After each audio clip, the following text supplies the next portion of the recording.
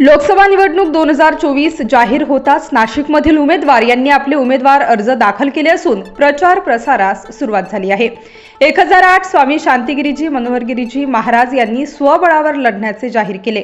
या दरम्यान नाशिकमधील मुख्य असे Hanumanwadi, Gangapur road, golf club ground, Bhabhanagar, Indiranagar, BD Kamgar Nagar ते परत हनुमानवाडी पर्यंत सायकल रॅली काढण्यात आली। उमेदवारी चिन्ह म्हणून बदलीला मतदान करा असे प्रचार करण्यात आले।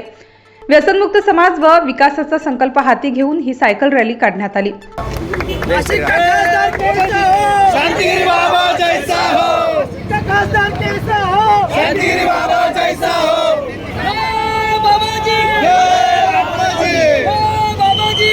जगद्गुरु जनार्दन मोहनगिरी महाराज व भारत माते चरणी वंदन करून तर भारतीय जे सुपुत्र आहेत त्यांनी एक आदर्श आपल्या समोर ठेवण्याचा असे डॉक्टर बाबासाहेब आंबेडकर असतील, छत्रपती शिवाजी महाराज असतील, राणा प्रताप असतील, याने असे अनेक जे महात्मा फुले असतील, अहिल्याबाई होळकर असतील, झाशीची राणी असेल, स्वातंत्र्यवीर सावरकर असतील, भगतसिंग राजगुरू असतील, त्यांच्या देशप्रेमाला वंदन करून की बाबांच्या या नाशिक शहरामध्ये निवडणुकीच्या निमित्ताने 4 ठिकाणी बघा अधिष्ठान निर्माण केले आहेत। ना सायकल बघा दिंडी, बघा सायकल दिंडी या नाशिक शहराचा जाता शुभारंभ हनुमानवाडी या ठिकाणी झालेला आहे। आणि या ठिकाणी सायकल दिंडी काढण्याचा उद्देश आम्हाला या शक्ती प्रदर्शन करायचं नाही, तर या नाशिक शहराची वाहतूक कोंडी आपण पाहतो, तर सायकल एक उत्तम पर्याय यामध्ये होऊ शकतो। एक प्रेझेंटेशन याने आम्ही नाशिककरांना देणार आहोत।